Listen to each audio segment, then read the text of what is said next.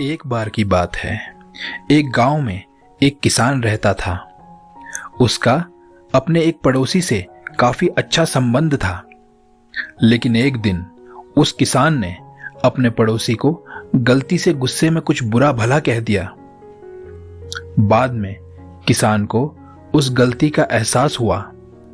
उसे अपने किए पर पछतावा हो रहा था, पर अब वो कुछ भी नहीं कर सकता था। बहुत दिनों के बाद भी उस किसान को अपने किए पर पछतावा हो रहा था और उस वजह से वो एक दिन उस गांव में रहने वाले एक संत के पास गया। उसने संत को सब कुछ बताया। संत ने कुछ सोचा और फिर उस किसान से कहा कि तुम एक काम करो, पास के जंगल में जाओ और पक्षियों के पंख लेकर वापस आओ। किसान को संत पर बहुत भरोसा था, इसलिए वह जंगल में गया और पंख लेकर वापस संत के पास आ गया और संत से कहा, अब आप बताओ मैं क्या करूं। संत ने किसान से कहा, हमारे गांव की बस्ती में एक ऊंची हवेली है, तुम उस हवेली की छत पर जाकर इन पंखों को रख दो। किसान ने भी बिल्कुल ऐसा ही किया और उन पंखों को वहां रख दिया। वापस आकर उसने संत से पूछा कि अब मैं क्या करूं।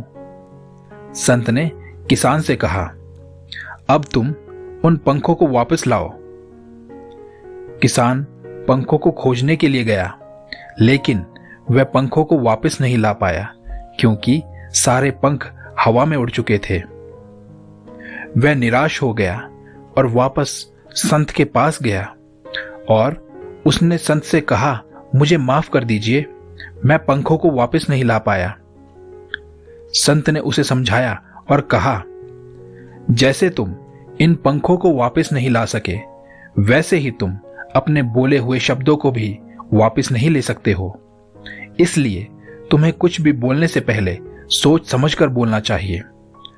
अब जो हो गया है उसके लिए तो तुम कुछ नहीं कर सकते हो, पर माफी मांगकर अपना कुछ बोझ तो हल्का कर ही सकते हो।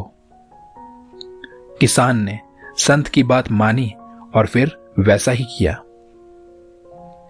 इस दुनिया में हमें अपने आप पर नियंत्रण होना चाहिए और हमें यह पता होना चाहिए कि हम क्या बोल रहे हैं और हमें शब्दों का चुनाव सोच समझकर करना चाहिए।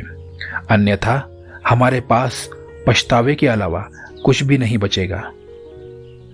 धन्यवाद।